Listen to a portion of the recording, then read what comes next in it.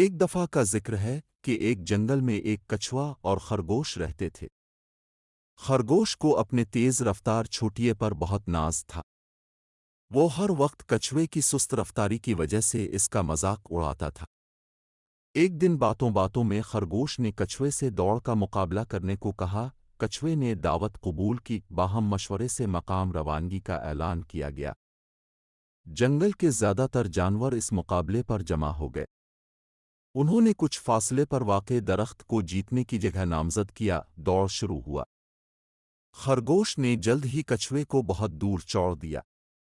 اس نے پیچھے دیکھا تو کچھوے کا کچھوا دکھائی نہ دیا اور وہ وہاں پر سو گیا۔